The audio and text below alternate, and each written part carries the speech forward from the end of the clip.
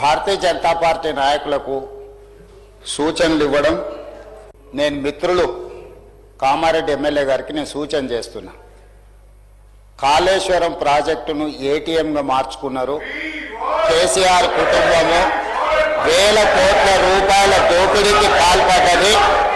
ఈ మాట ఎవరో కాదు, ఈ దేశ ప్రధానమంత్రి, ఈ దేశ హోంశాఖ మంత్రి నరేంద్ర మోడీ, అమిత్ షా గారు పదే పదే తెలంగాణకు వచ్చి కాళేశ్వరంలో వేల కోట్ల రూపాయల కుంభకోణానికి పాల్పడ్డారు.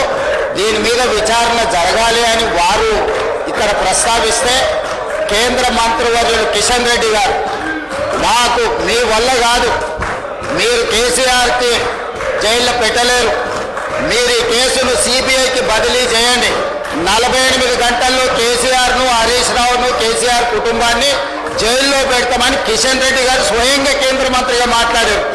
వీళ్ళ మాటలు నమ్మి వీళ్ళు నిజంగానే ఏదో చేస్తారని ఇదే శాసనసభలో ఇక్కడనే నేను నిలబడి పూర్తి స్థాయిలో చర్చ జరిగిన తర్వాత సిబిఐ విచారణకి ఇవ్వడం జరిగింది. కాళేశ్వరం కుంభకోణం మీద 48 గంటలు కాదు కదా, ఎన్ని నెలలైందో మీరే చూసిండ్రు.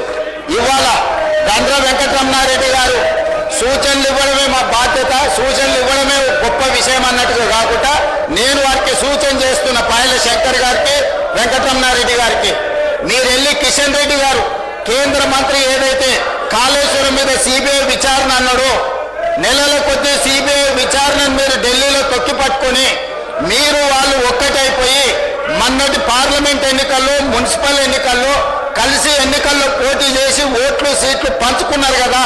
మీరు సూచన చేసే ముందు మీ నాయకుడు కిషన్ రెడ్డి గారిని, కేంద్ర మంత్రిని సిబిఐ విచారణకు ఆదేశాలు తీసుకొని వచ్చి కాళేశ్వరం కేసీఆర్ను, హరీష్ను జైల్లో పెట్టిన తర్వాత మీరు వచ్చి సూచన చేస్తే మేము వింటాం. మొదటి విషయం. రెండవ విషయం అధ్యక్ష, నిన్న చర్చ జరిగింది. చర్చ విషయంలో పూర్తి స్థాయిలో అందరికీ అవకాశం ఇచ్చినాం. ఆ తర్వాత స్పష్టంగా జూన్ 2, 2014 నుంచి రాఘవ కన్స్ట్రక్షన్స్ మీద ఆరోపణ వరకు సిబిసిఐడి విచారణకు ఆదేశిస్తున్నామని ఇదే సభలో చెప్పినాం. వాళ్లకు రాజకీయం కావాలి. ఈ రోజు కుర్చీలో పడ్డ ఎలుకలాగా తయారైంది హరీష్ది, కేటీఆర్ది.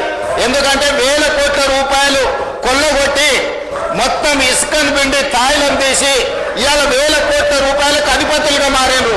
సిబిసిఐడి విచారణతోటి ఆదేశాలు ఇచ్చిన వెంబడే కేటీఆర్ హరీష్ను బండబూతులు తిట్టండి బయటకు పోయినాక. నీ పుణ్యమాన్ని వచ్చి నా మీదకి విచారణ వచ్చింది, ఇప్పుడు నా మెడకు ఊరేటట్టున్నదని. అక్కడ సంతోషరావు ఫోన్లు చేసి నీకేమన్నా తల్లుందా, నువ్వు పంచమల్ల బ్లాక్మెయిల్ శ్రీనివాసరెడ్డిని చేయనికపోయి వాళ్ళ తమ్ముడు మహేష్ రావు గారు బాలానగర్లో భూమి రాయించుకున్నాడు కంపెనీ నుంచి. 100 ఎకరాల భూమి అక్రమంగా ధరణిని అడ్డం పెట్టి భూ బదలాయింపుకు పాల్పడ్డాడు. దాని మీద కలెక్టర్ రిపోర్టు శ్రీనివాసరెడ్డి అడిగితే శ్రీనివాసరెడ్డి గారికి విజ్ఞప్తి చేసిండు. మా తమ్ముడు స్వయంగా ఉన్నాడు, మా మామ హనుమంతరావు ఉన్నాడు ఇందులో, దాంట్లో సహకరించమని. శ్రీనివాసరెడ్డి గారు అది కుదరదు, ముఖ్యమంత్రి గారు చెప్పిండ్రు, దీని మీద నివేదిక వేస్తున్నామని చెప్తే అప్పటి నుంచి శ్రీనివాసరెడ్డి గారిని టార్గెట్ పెట్టి ఈరోజు శంకర్ని, అదేవిధంగా వెంకటరమణారెడ్డిని అడుగుతున్నా. మహబూబ్ నగర్ జిల్లాలో ఉన్న బాలానగర్లో మహేష్ రావు గారు, హరీష్ రావు గారు తమ్ముడు, హనుమంతరావు గారు, హరీష్ రావు గారు మామ 100 ఎకరాల భూములు బెదిరించి బదలాయించుకున్న దాని మీద హౌస్ కమిటీ వేస్తే మీరు సిద్ధంగా ఉన్నారా? హరీష్ రావు గారిని చెప్పమనండి.